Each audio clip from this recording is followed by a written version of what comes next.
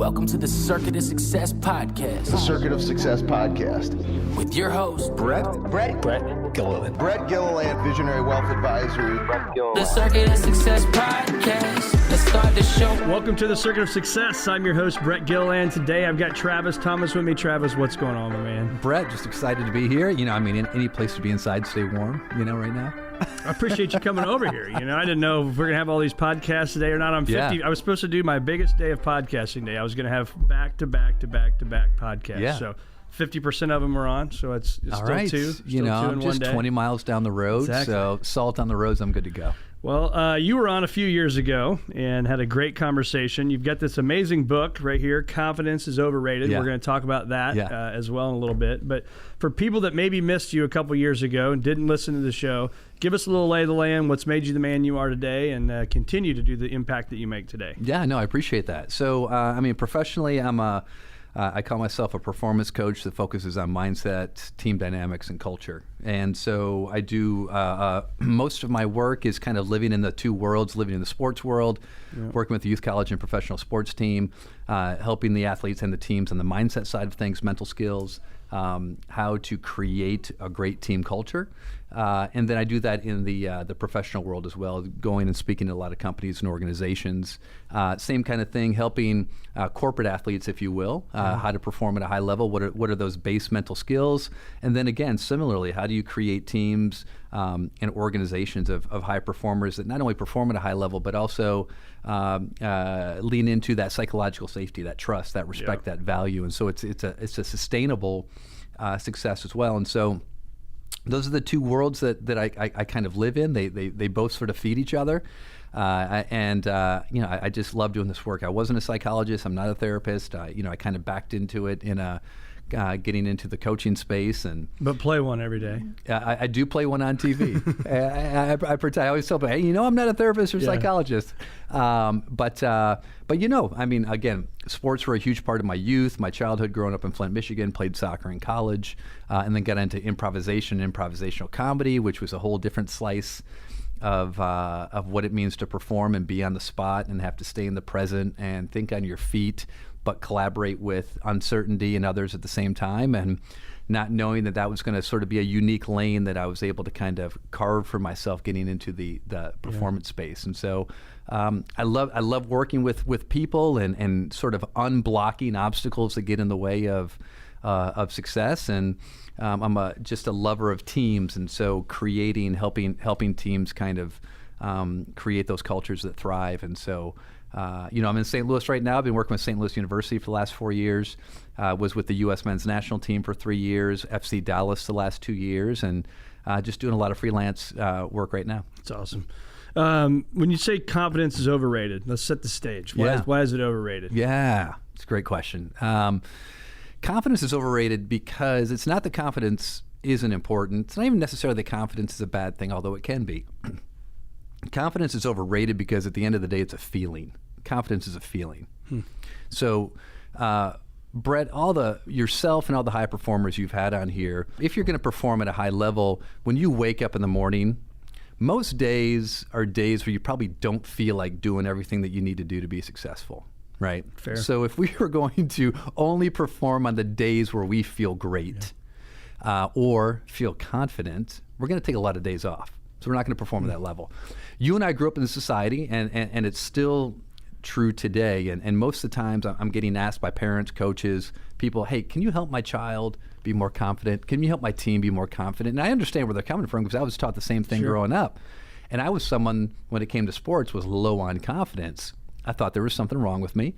Never thought I could be at my best because I never felt truly confident on the field. And then as I got into this field and got into this industry, and the more I work with people, I realized confidence is this pervasive thing that we put so much weight and we target it as a thing to get. And at the end of the day, there are countless people who are some of the best performers in the world and they never feel confident. Why? Because confidence is a feeling. What's more important than confidence? Well, the actual actions and behaviors that it takes to actually perform at a high level. And I make the case in the book, what's more important than confidence? Well, courage. Courage is more important than confidence. Give me you want your child to be fearless, you want your child to be courageous. Which one do you want? Give me courage every day of the week, because courage is doing what needs to be done, or the willingness to do what needs to be done, even when I'm fearful, nervous, or uncomfortable. Yeah. And that's what true success looks like. I love that. So it reminds me of an article I used to read all the time when I was a young advisor. And it talks about successful people form the habit of doing things unsuccessful people aren't willing to do. Yeah. Right? The common denominator of success, I think, was the name of it. And it's a great article, but it doesn't say that they build the habits because they enjoy it. No. Right? No. To your point, you may wake up some days and you're like, ugh, it's cold, I don't want to do it, it's stuff, but you still do it, and you still do it anyway. So what are the key obstacles, whether it's the business person, it's the athlete? Are there the same maybe 1, 2, 3 obstacles you're seeing showing up day in and day out? Yeah. Well, you think about it, and it's if we're kind of taught that I can't do really well unless I'm confident. Well, that's always going to keep us in a small bubble, because how many of us are willing to try things when we're not good at them, knowing how it feels to fail, how it feels to be uncomfortable. And so if we perpetuate this idea that confidence is necessary to success, kind of our starting point is flawed from the beginning, because it's going to keep people in their comfort zones. Well, I'm not going to do that. Why? Well, I'm not any good at it. Like, isn't that the stupidest thing you've ever heard? Of course you're not any good at it, because you've never done it. You haven't tried it. We have kids all the time, like, hey, why aren't you willing to do that? Well, I don't know how to do that. Yeah, well, that's the whole point. So why aren't you willing to try it? Well, then they relate back to, well, when I started playing soccer, like, I was better than anyone on the field.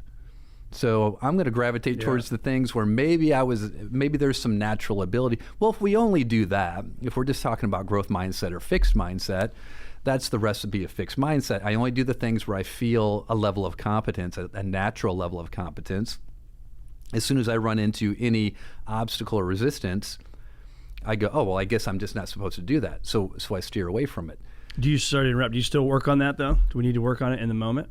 Oh, absolutely. Yeah. Well, it's funny you're saying this. Sorry to interrupt, but I read 10 pages every day. And so this morning in my reading, they were talking about people that don't work on their weaknesses are messing up, right? You got to focus on that stuff. You got to get better, and so on and so forth. But they explained it the way I was kind of like, okay. It's like, imagine eating an ice cream cone in the summertime. And the ice cream melts, right? And you got to go around and lick the edge. And it's like that's your weaknesses. Yeah. Right? And if you didn't work on them, i.e. lick around the cone, they're just going to go everywhere and make a huge mess. Right. So he said, stay confident, but stay conscious of those things and work on those things. And I would say, too, when it comes to our strengths and weaknesses, I don't think the goal with our weaknesses is to spend so much time reversing our weaknesses as much as it is understanding what our weaknesses are, managing around them, improving and managing around them, but continuing to put our energy, our time, and our focus into our strengths so that we can maximize those strengths. And I think that's hire for those people, like hire for my weaknesses. Yes, hire exactly. If I'm in a leadership position, I'm going to hire the people who do the things that I don't do well, and they actually enjoy doing those things, and I don't do them. So it's but you can't ignore them. If you ignore them, you're in trouble. And so either hiring to fill that spot, or, you know what, hey, I'm a disorganized person. Trevor Moe has a book, It Takes What It Takes. Okay, so you either need to hire someone who's going to be organized for you, or you need to have enough organization in your life that it's not going to hold you back. I love that. It's funny, I've got a quote on the back of my journal here from Trevor, and it says, average people become average by doing average shit. Average is a choice. Greatness is a choice. There is no magic, only decisions. The great thing about Trevor is, God rest his soul. God rest his soul. Trevor is the best. I did plenty of events with Trevor, and it was usually depending on kind of like who the audience was, where I knew that he could be a little bit more direct and kind of flippant. But Trevor would speak to an audience of high performers, and he'd be talking about, right, hey, it takes what it takes. If you're not good at this, you need to do what it takes to be proficient at it. And then he would always say, hey, listen, at the end of the day, he goes, we need average people in this world. He goes, we need average people in the world. He goes, we need average people so people like me, right, can pass where he wants to go. and be excellent. And then he would always say, hey, listen, you need to respect someone's right to be average. If they aren't willing to do what needs to be done, hey, man, you can respect their right and just let them be average. I like that. He was Russell Wilson's coach, right? Yes. That's kind of his claim to fame. Yeah. Great author and stuff like that. So what about the people that may be listening? They got this idea, but they got to have the perfect business plan. And then the next thing and the next thing. It all has to be perfect before making that jump versus just the will to get it done. What do you think about that? Yeah, I think there's a balance in everything. The analogy I always come back to, Brett, is right, and I think I think you can if you think about a river, and on either side of a river you got two river banks, right? So if on either side of the river, you take anything in life, and the opposite sides of the river banks are just kind of like the polar opposites. So let's say individually, one side of the river bank is structure, and the other side is spontaneity. And we could make an argument for either one. Structure's better, spontaneity is better. Well, it's not which one's better. It's what is sort of needed right now. And so like if I took my business, I'm like, all right, Travis, hey, where am I in the river? So I'm always asking myself, where am I in the river with this topic? Do I need more structure in my business? Do I need more spontaneity in my business? So I'm going to kind of move towards whichever riverbank, but knowing, just like anything else, the river's a moving thing. Yeah. And so what structure this month might be spontaneity next week. So take anything.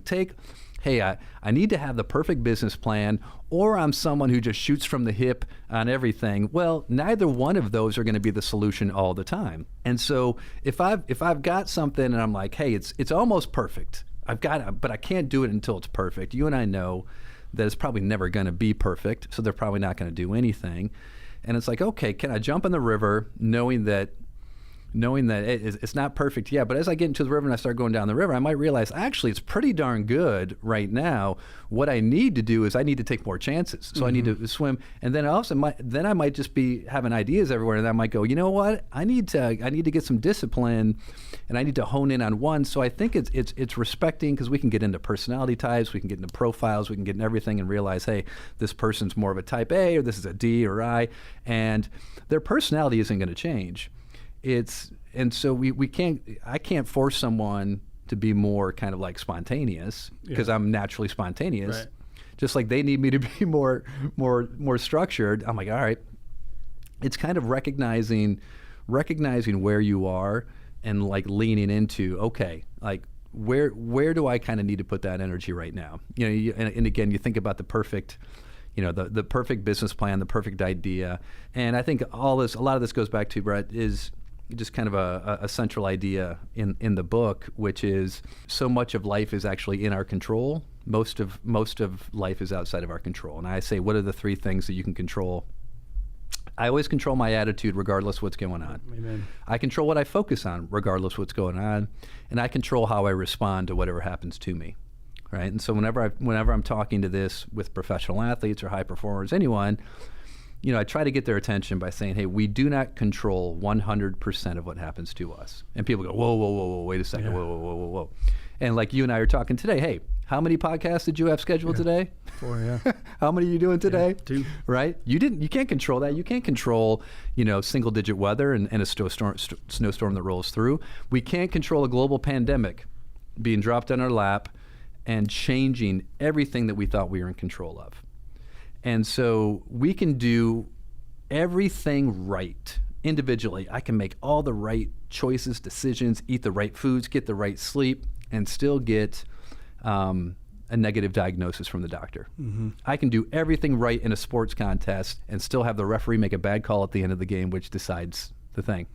So I can't control 100% of what happens. I have influence, tremendous influence, but I don't control what happens to me, but I always control how I respond.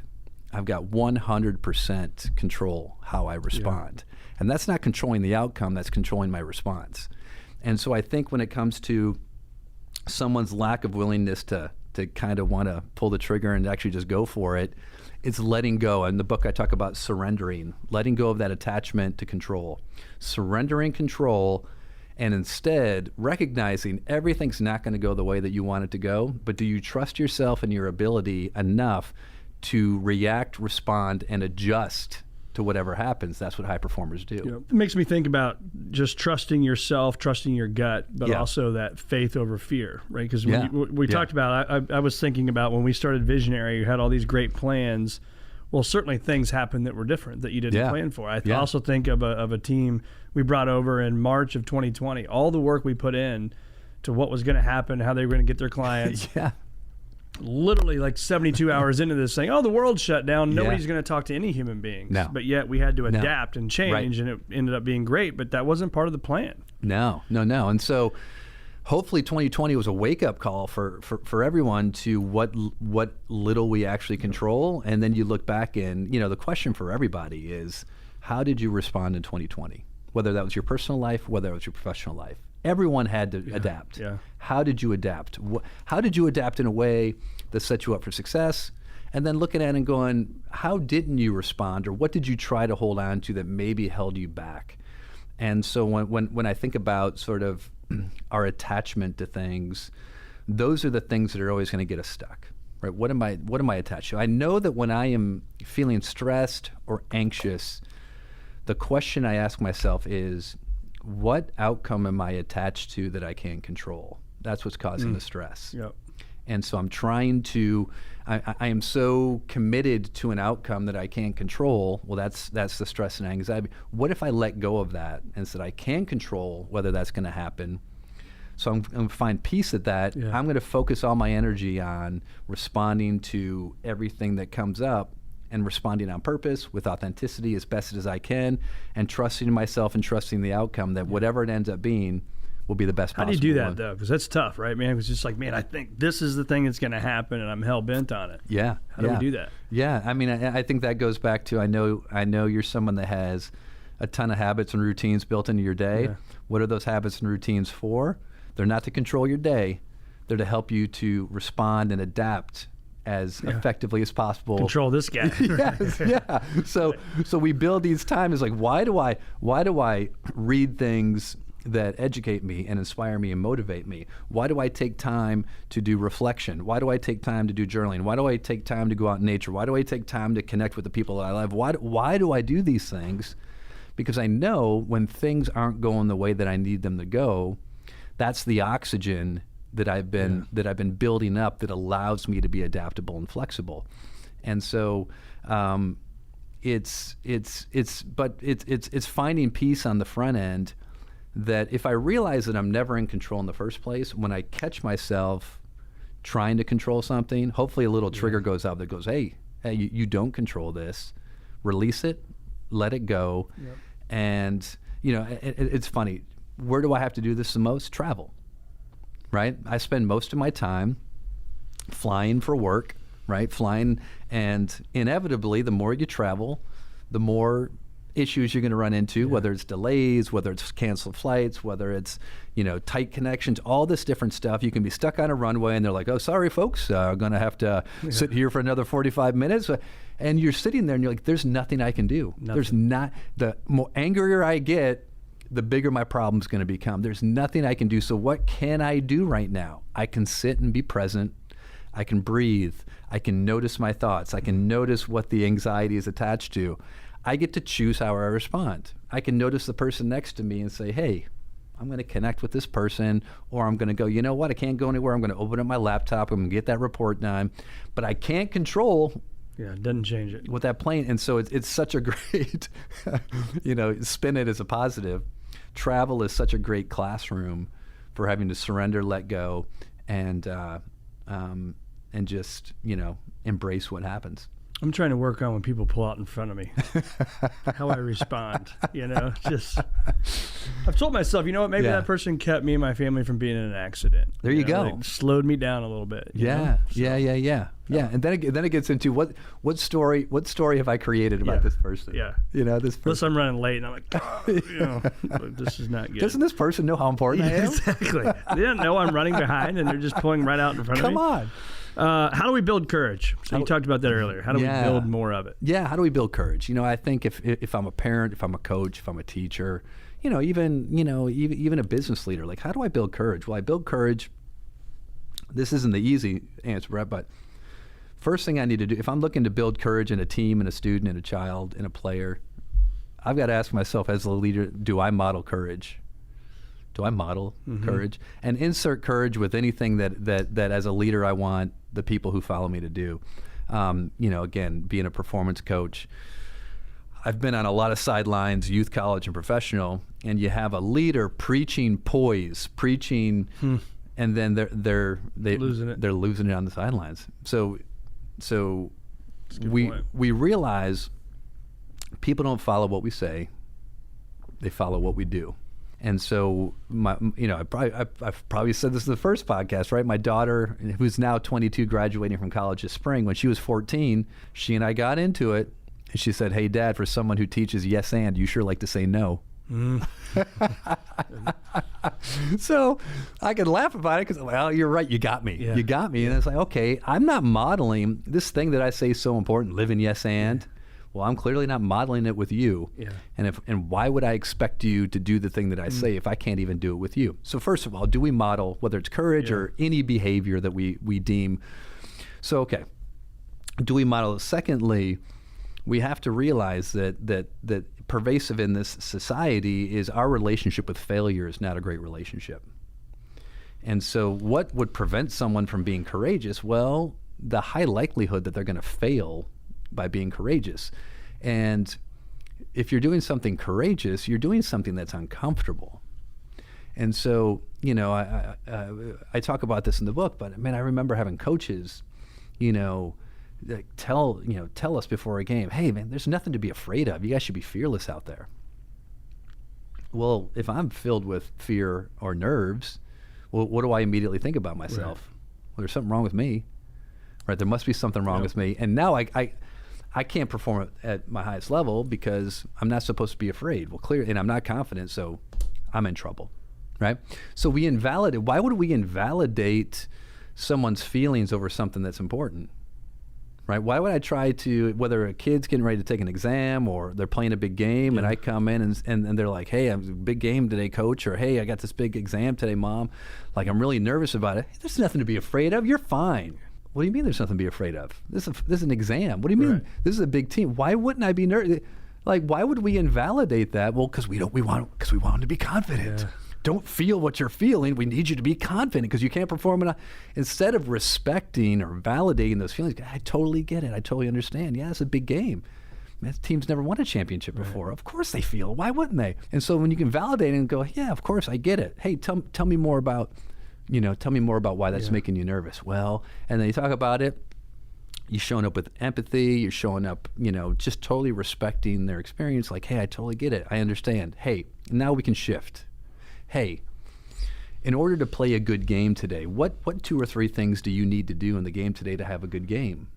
Now what are we talking about? Right. We're talking about the actions, we're talking about behaviors, we're talking about execution. We're not talking about feelings anymore. I validated your feelings, that's great. Yep. All right, what do you need to do today to have a good game? Oh, I need to shut my guy down, right? Yeah. He is not going to turn. I can't let him turn. He's an all-state forward. If I let him turn, we're in trouble. Awesome. So what do you need to do? I need to stay awesome. What else do you need to do? Oh, hey, when I get the ball, I need to look to hit that ball, or I need to switch fields, right? Awesome. All right. If you do those 2 or 3 things today, all game, do you think you played a good game? Yeah, I think I played a good game. Doesn't matter if he's confident or she's confident. Doesn't matter. Right? So we're respecting, appreciating, validating whatever someone's feeling, but then as a leader, we're moving them into, okay, well, what should we be focused on? We don't need to be focused on feelings out there. We need to be focused on the game, the action, the behavior. Do this, and I'm locked in on what I'm doing. I'm less distracted by how I'm feeling. Love that. I call it your comfort zone callus, right? The more you get out of your comfort zone, too, I think that builds some courage. Yeah. I know for me along the way, right? Yeah. The more phone calls I made early on, then the easier the next call became. Yeah. And the more I practice what I needed to say, the better it became. And apologize with the construction noise, of course, they're doing. Hey, we yes-and it, right? It's just it's part of the process. It's part of the process. Literally, it's being built in the process. Everything that you're doing is being built while we do this. Yes. So, well, if I followed you around, what are some of the things? This is the obvious, right? That we exercise, staying active, those types of things. But is there 1 or 2 things for you that's the difference maker that if I followed you around, I'd see it every day? Wow. All right. Maybe that'll expose me as being a phony, Brett, in the process. You know what? I try to, and going back to like, hey, at the end of the day, what do I model? right? So I try to model, authenticity, and I try to model collaboration. Yep. Authenticity for me is how I treat anyone, is how I treat everyone. Authenticity for me is never taking myself too seriously, and hopefully, regardless of the situation, paying attention to how I respond to it. Am I responding in a way that is representative of what's most important to me as a person, right? So, I have a purpose statement that is sort of my North Star. It's my guiding light, right? My purpose statement is to inspire myself and others to live their authentic brilliance, right? And so I use that as a transparency that I hold up over, okay, any work that I do, can I say that purpose statement and say, yes, this work is a representation of that, right? And for the most part, like, I'm getting up, I'm speaking in front of people all the time, I'm coaching, I'm like, am I inspiring myself and them to be their best authentic brilliant? Yes. Okay, boom. Well, then I'm like, all right, I need to bring that to my marriage as well. Right. Am I treating my wife in a way that taps in, right? Am I treating my kids in the same way? Well, what about the person at Starbucks? Like, do they not count? Yeah. So how am I living that? And hopefully, unless I'm having a really, really bad day, hopefully, regardless of what's okay to have what's going on, it is okay to have. Regardless of what's going on, am I just being a pretty compassionate, decent person? How long do you think, or how old do you think you were when you knew that mission statement? Like, for me, you can see it on this microphone, right? Yeah. F greater than P is helping you achieve a future greater than your past. Yeah. And yeah. that is, I say it once a day, I'll say it 100 times in a day. I have hats with this logo on it, right? And so it kind of is this thing that people know what that is, right? My friends, people around my circle. Yeah. Somebody that doesn't know their F greater than P, or doesn't know their mission statement, purpose statement. How old were you, and how did it come about for you? Yeah, it came about for me is when I decided, probably around 2004, 2005, when this is the work that I wanted to do. It's, was that 30? Do the math. I'm 51, right? So 2004, and I was like, all right. So at that point, I was doing a deep dive into personal development and having me needing to go in and get trained and schooled and then start living these ideas themselves. And so the program that I went through was called Living with Mastery.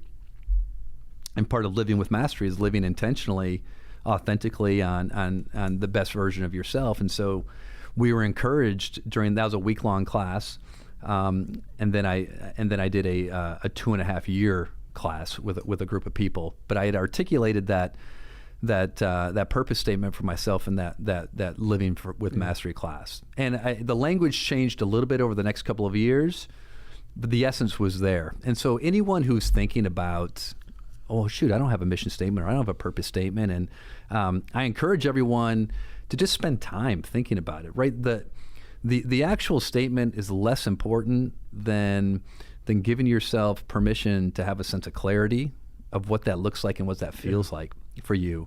And again, if we can put it into a statement and put it on the back of microphones, put it, on your mirror, put it in your closet. For the longest time, I had my mission statement hanging in my closet, right? We made these little signs for ourselves in class, then I had it in my closet.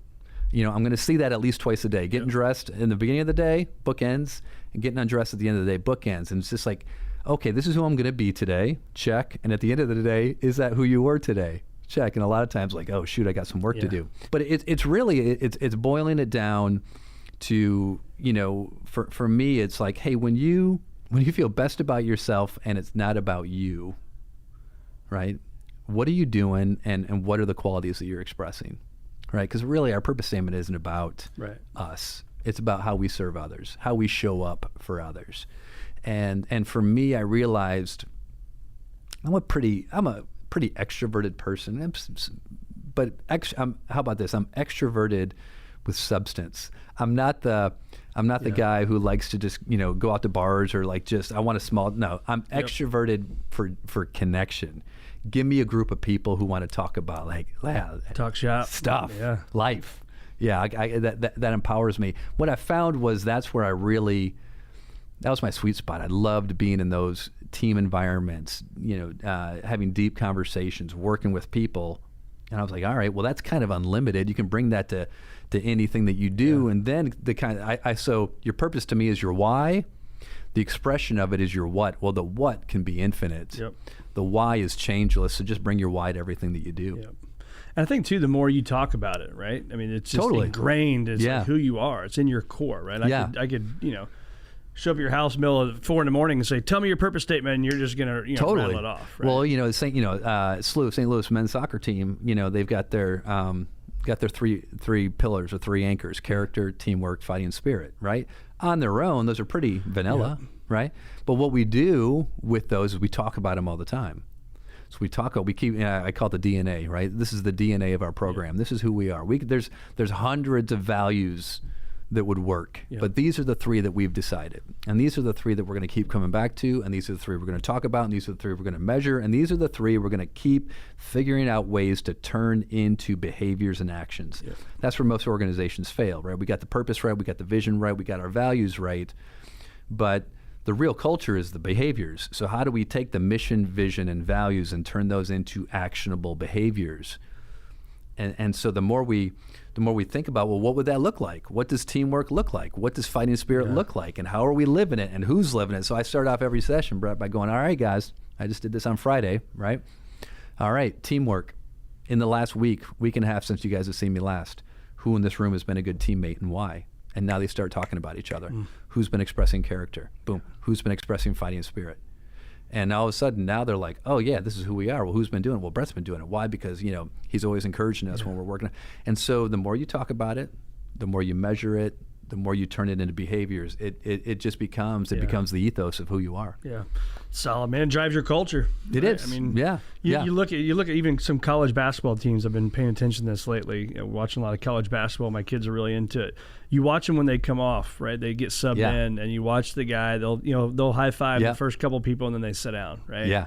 But then you watch some of those teams, man, they go to every single person, even the trainer down at the end of the bench. All the way down the end of the bench. And they're doing this, they're hugging, they're doing whatever, and then they go sit down, right? And I think that's a little thing that people don't pay attention to, but man, it goes a long way, doesn't it? It's a little thing that creates big results. And I guarantee by the time we're seeing it on TV, that player's not thinking about doing that anymore. That is a behavior that has been ingrained. And now they don't even need to think about it. So when it doesn't happen, it sticks out like a sore thumb. Yeah. And when I think about culture, right, I think the greatest way to kind of like describe in the simplest forms like what culture is. Culture is this is how we do things here. Yep. Right. I walk into a space. I walk into an environment. All I have to do is watch that team or watch that organization for a few minutes, and all of a sudden I realize. This is how they do things here. Yeah. This is how they talk to one another. This is how they treat each other. This is how they treat the space. This is how, and you're like, oh yeah, this is how we do things here. Oh look, everyone's picking up trash after the game. This is how we do things here. Oh look, they don't yell at the referees. This is how we do things here. Oh, they're not disrespectful to you. Oh, this is how we do things here. So, as the new person into that culture, what do you do immediately? You go, oh okay, I guess this is how we do things here. And if I'm going to be successful here, I should probably do the same thing. It's funny. Makes me think. We call it. It's very technical here at Visionary. We call it the no asshole rule. Yeah. And I say that in my first meeting. Anytime I meet somebody, they're like, what's the vision and where are you going? Yeah. I'm like, well, the vision is just don't be an asshole. Right. That covers a lot of things. It does, doesn't it? Yeah. Because it's like we can have this grand vision and you want to do A, B, and C, but at the end of the day, like me, I want to be able to look at my phone, pull up my calendar, and never see somebody on here that's a complete asshole that I don't want to be around. Yeah. Right? And that's what's important for me as a leader of an organization. I don't want to have that on my calendar. I've worked too hard for 24, 25 years to then be like, oh, I got to go see this guy or gal next Tuesday. Like, I don't want to do it. No. Right? And so that's what drives our culture. Future greater than your past. Don't be an asshole. Yeah. Pretty simple, right? I love it. The New Zealand All Blacks, right, had the similar one, right? Oh, did they? It's in James Kerr's book, Legacy, which is a must read. Okay. He talks about one of their core values, and it's one of the top core values is no D heads, right? I love it. And so that kind of cuts through. They're like, hey man, you might be the most talented guy in the country, right? But if you're an asshole, right? This isn't culture for you. This ain't working. Yeah. It's just not working. Yeah. Talk about coaching. Take yourself out of it for a minute. 'Cause I know it's not. This question is not geared towards that. But I've had a business coach for years. Yeah. and did it before I could really even afford the business coach I had. Yeah. How important is it for that person listening right now to have a business coach or a life coach in their life? Yeah, I think it's crucial, right? And again, I think if you go up the ladder of successful people, I would love to know what percentage of them have coaches. Yeah. I think it's funny, and I'm sure you can relate to this. The more successful you become, the higher you move up the leadership ranks, the more isolated and lonely you are. Mm-hmm. Which is even more of a reason that you need to have someone that you can go to, that you can be vulnerable, you can be honest, you can use as a sounding board, you can just, you can emotion dump, you can right, and just someone who is going to hear you, listen to you non-judgmentally, and just process some of that back to you so that you can have a sense of clarity. And I think the most successful people recognize the value in that. I mean, the majority of the work I do, I'm creating a safe space for someone who's in usually a high performer in a high pressure situation, just to get out some of the stuff that they're feeling. And then we can just redirect it. We can, again, validate. In the book, Brett, I talk about, right, this is like my equation to courage, which is V plus E equals P. V is validate, right? Yep. Anyone who comes to me as their coach, anyone that comes to me, I always validate their feelings. They're not negotiable. Because why would I invalidate them? Yeah. They're having them, right? So it's not a battle. Like, you're feeling this? Awesome. Tell me about it, right? It's valid because you're feeling it. So you validate it, and then once they feel heard and valued, and there's nothing wrong with you. No, there's nothing wrong with you. Okay, cool, right? Now we can move to E, which is encourage. Now we just kind of come back to, all right, we accept. Okay, so this is how you're feeling. Great, awesome, I understand. All right, now, but what are you trying to accomplish? Well, I have this deadline, or I have this game, or I have this test, whatever it is. Awesome. Okay, now we move to, all right, hey, what's the most important things for you to focus on right now? What do you have to get done? Well, I've got to get done. Where do you have to grow? Well, I have to do this. And now we're talking, okay, what's it going to take for you to do that? It's them recognizing what they need to do. Now they're coming up with the plan. Yep. They're coming up with, right? We haven't ignored, we haven't discredited anything that they're feeling or any of the obstacles. We've called them, but what do you need to do if we're going to get it? All right. Well, if you don't validate it, they're going to walk out that door, and then they're just going to go right back to that feeling, right? They're going to go right back to it, and so that you can't get to the encouragement until you validate it. And then what do you get as a result? Well, you get you get progress. They're going to take action, and they're going to make progress. And you might have to go, all right, well, let's do it again. How you feeling now? We're not, and you keep moving. So it's seeing performance just like anything. It's a process. It's in a process of like, all right, hey, where are you this week? What do you need to focus on this week? And when you're working with a coach who you talk to regularly, hey, before you and I talk again in 2 weeks, 2.5 weeks, what are the actions that you're committed to doing in that time? Yep. Now they have a plan, and when we get on the phone again, hey, did you do what you said you're going to do? If yes, great. Tell me how it went. What do you do next? If no, all right. What happened? What got in the way? What obstacles got in the way? Let's figure it out. Let's address them. Make a plan, and we move forward. Yeah. But if we don't, but that's someone who's looking to be held accountable. Yeah. And they want to grow. Yeah, they want to grow. And I'm as guilty as anyone, right? We can hide from that accountability, and we can keep ourselves busy by doing other things. It's like, busyness is the enemy of productive, of being effective, right? I can be so busy and get nothing done. Or get nothing meaningful done in the process, and just tell, hey, look, I didn't have time. Look how busy I was. Look how busy I was. But if you have a coach or someone that you can talk to and go, hey, okay, you need to delegate that. Yep. What's more important, this or that? What's it going to take for you to do that? And hey, I'm here. I'm here to shine a light on it and help keep you accountable. Love it. I'm going to turn the page a little bit. All this phenomenal stuff, but parenting. Okay, so I thought of this question the other day. I don't know even what made me bring it up, but I thought to myself, where's the hardest part? Your oldest is a senior in college, you said, and then a junior is your youngest. What do you think the hardest or most stressful part of parenting has been? Talk to that parent that's, got these kids. Yeah.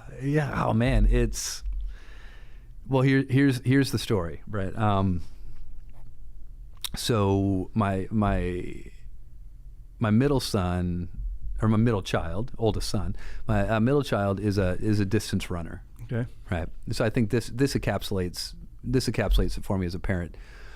So he came to the Principia School his sophomore year of high school. He's a boarding student. We were living in Florida at the time. He's running in the state meet, the state cross country meet. Right. This is the final meet of the season. He's like maybe the third best runner on his team. They've got a legitimate chance to win state. So I fly in. I was with the national team at the time, so I flew in. I was going to national team camp the next day. I pick up my daughter. We get there, race time, boom, race good. And so it's great here. The one in Missouri, you can kind of see the runners on the 3-mile course a couple of different times. So we're watching him. He seems to be running at a quick pace. We get to the finish line. It's kind of like cool. It's like on a hill. So you see the runners coming, and their whole last 200 yards or so is a straight shot to a finish line. A little bit of an incline, but it's kind of stadium, and so it's great. So we get to the finish line, and all of a sudden, it's like I'm seeing the runners coming. I'm seeing the runner. I'm like, where's Holland? I'm like, he was running at a high pace. Yeah. Where is he? And all of a sudden, I see him coming around the corner, and it's all of a sudden he is running so hard, and he's not going anywhere. Right? He hit that wall. He hit the wall. And so it's like he's on a treadmill that's not going anywhere, and I can see his body, and as a dad, I've got panic. Yeah. I'm like, oh no, and he's wobbly, right? And so I'm just screaming out, go Holland, you're almost there, go Holland. Right? He gets about 15 yards short of the finish line, and the legs and the knees buckle, and he goes down. So as a dad, I'm just, I mean, my heart's breaking for him. So, I'm like Adrian at the end of Rocky. I'm cutting through the fans. I'm like trying to get going. I'm just get up, Holly, get up. And he gets up, and he takes a few steps, and he wobbles, and he falls down. And it's just kid after kid is passing. And Brett, I remember, it's like you talk about being able to observe your emotions and observe your feelings, being the observer instead of the feeler. I'm working my way towards my son. And I still get choked up. I remember feeling so bad for him. And at the same time, thinking to myself, this is amazing. Yeah. This is going to be fuel that is going to possibly change his life in a powerful, powerful way. And I'm holding both of those at the same time as I'm trying to get to him. And he finally crosses the finish line. and now he's in a spot that the parents can't get to. And he's back there for like 15 or 20 minutes, and they're working on him, right? Because so he finally comes out, and he's still just in a haze, and he just collapses into my arms. And he's just sobbing. He's sobbing because he let his team down. Right? They took second in state. And I'm just like, oh, right, hey, right, it's gonna be okay. It's gonna be okay. And he's distraught. And then finally, they're trying to give him fluids and everything, and they take him, and he's just laying down. He's getting fluids, and his coach comes up to me, and I was like, Coach, what happened? Yeah.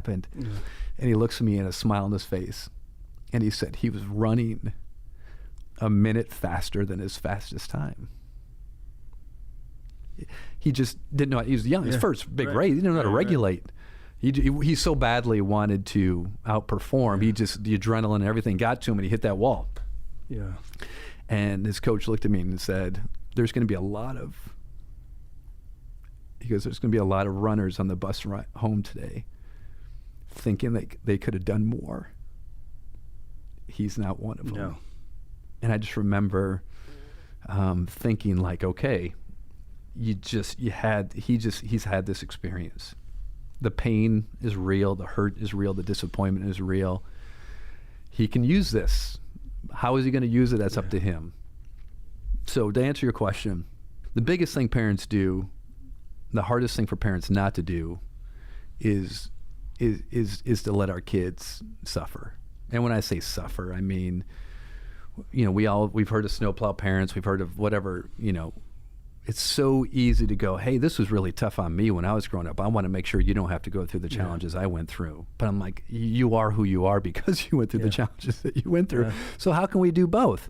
How can I create a space that ultimately I think my child's going to be okay, but I also know it's going to require them to, if suffer's not the right word, get outside their comfort zone and fail and struggle and feel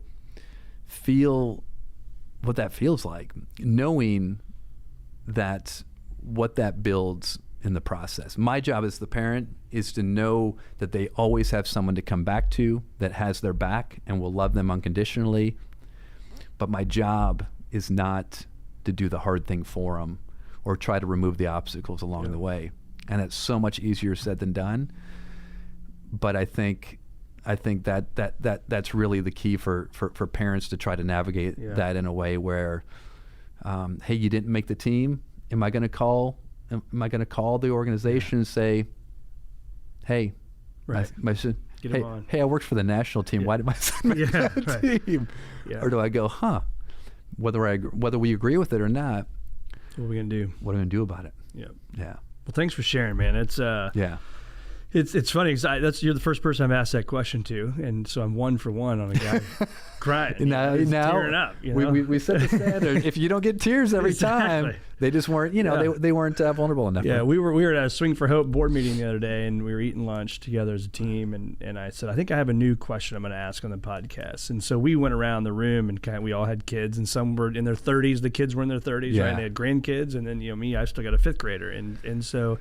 There's that level, man. It's different, right? It's just different worries. Whether it's you worry they're going to choke on the Lego when they're little, or they're going to totally. Then they get their driver's license, and now they're off to college, and we're not out of that college phase yet, you and I. So there'll be difficulties with that, right? So I know I'm curious to learn from people on what that hardest part is. But that was a great answer, man, and I appreciate it. So tell us, what do you think? Why should people go out and buy Confidence is Overrated? Yeah, I've been just really grateful for the feedback and the feedback that people have shared with me. It was an easy book, and I say easy. Like once I started writing it, once I finished it, it seemed like a pretty easy process. And then I realized, I kind of have been sitting and accumulating this for like the last 9 years since my first book. I say in the book, when I think back, like this is the book I needed when I was younger. And had I been able, we all do the whole thing. If you go back and talk to yourself, right? If I could have gone back, if 51-year-old me could go back and speak to 14-year-old, 16, even 18-year-old me and say, hey, listen, there's nothing wrong with you. In fact, what you're feeling, kind of a lot of people, most people are feeling it. And so instead of thinking there's something wrong, hey, let's try this. Let's focus. Let's embrace this and focus on this instead. And I know that there's a lot of people that can relate to it. And so I've gotten just great feedback from people who are like, I'm using this in the relationship in my marriage. I've sent numerous books to family members, and so it's it really is story driven. Taking a lot of stories from my years with the national team, still working with professional players, right down to working with youth players. I get called from parents all the time, like, hey, my son really struggles with confidence, or my daughter really struggles with confidence, and I was like, yeah, I get it, and it brings me so much satisfaction to be able to have someone especially a kid, when they start to tell me why they're not confident, and when I'm able to say, oh yeah, no big deal, that sounds about right. And they look at me like, well, what do you mean? I'm like, oh yeah, I totally get it. Yeah, I think, most people can relate to that. I love it. Well, I will be reading this and putting it on social media, and we'll put a link in the show notes here. Yeah, I appreciate it. Really excited about it. It was funny, you spoke to our Althoff soccer team. Yeah, and, it would have been October of 2022, and we had just gotten second in state in 21. And then we were going to the Final Four right before you spoke to us. We win the game. We go to the finals game, and it's just a game from hell and back. And we can get into all the details. But we lose that one again, right? And it's so this yes and doesn't mean it's yes and in the moment, right? It doesn't it's going to mean it's going to happen. Oh, you talked today, so that this weekend we're going to win the state title, right? Yeah. But having that mentality through life, I think is the big deal. Then you fast forward 23, they lose in the sectional championship. You go into 24, they win the state title, right? That's a commitment. That's a culture. These guys had to lose for these guys to win. Yeah. And our coaches did a great job of, it gives me chills thinking about it. Our coaches did a great job of making that state championship about the program. Yeah. Right? It was a program win, not, yes, these guys got the medal, right? He can tell his brother he's a state champ, right? And he does. But it's a program deal. And so I just wanted to comment on that talking that yes and doesn't mean it's going to happen overnight. No, it doesn't. There's an analogy that it's funny. A friend of mine who's a mental coach used this analogy, and I recently told him, I was like, hey, Josh Lifrock. I was like, Limitless Myself. Like, hey, Josh, man, I've been using your lottery ticket analogy so much. And he goes, what are you talking about? I was like, he goes, I didn't say that. I'm like, well, I've been giving you credit for it. You have now. And so the way I understand it, and it plays into that yes and is, I think that soccer program is a great example of it, right? So imagine, right, if you go back to 4 years ago and you tell that coach, you tell that program, hey, listen, at the end of every week, we're going to have a raffle, right? The beginning of the week, everyone gets a ticket, right? And every time you make a good choice this week, you have a good training, you're a good teammate, you get good sleep, you eat well. Every time you make a good choice, you get another ticket, right? So you go through the week, and what are you focused on? Getting tickets. Yeah. Good behavior. At the end of the week, you show up and you're like, man, I got 50 tickets. And all your teammates, well, I got 5 tickets, 10 tickets. Yeah. Some guys, I didn't do anything. I have that one ticket. And we're going to draw a ticket and give the prize. You've got 50 tickets. Is it guarantee you're going to win it? No. So your ticket doesn't get drawn. All right, we're going to do the same thing at the end of next week. Yeah. Well, what's your focus? Well, screw this, man. I did all that hard work and nothing happens. Yeah. Or you go, what? Hey, all I can control is what? Making good choices, and when I make good choices, I get good tickets. So you do the same thing week after 2. It doesn't win. What's eventually going to happen if you stick with it? What's eventually going to happen? Eventually going to win. You're eventually going to win. And then what is the likelihood of you having continued success and building off of that success? Very high. Right? And so when you, just like Coach all says, you control what you can control. We control our behaviors. And when we commit to championship behaviors, we're eventually going to win championships. And we can't control how and when it's going to happen. All we can control is that we are committed to championship behaviors, and it is going to happen. There's the belief, right? The belief it's going to happen. We don't know when, but we know it's going to happen. So we can control is the behaviors. And then you get there, and then how do teams sustain success? They stay committed to the behaviors. It's not about winning the championships. It's staying committed to the behaviors. And it's like, to be able to see that play out and to see that progression is really cool. Yeah, it's awesome. Travis Thomas, thank you, my man, for being on the Circuit of Success podcast. Thanks for having me, Brett. It's been awesome. Pleasure.